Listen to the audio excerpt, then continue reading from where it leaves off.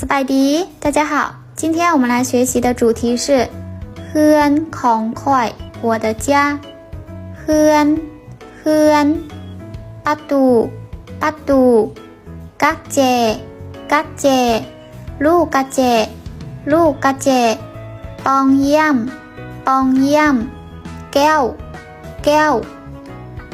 ลักเปียงตึงปั้นคันไต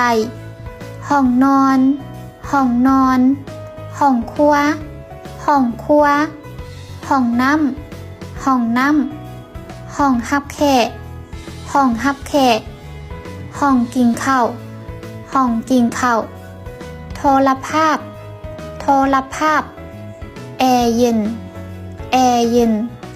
ตู้เย็น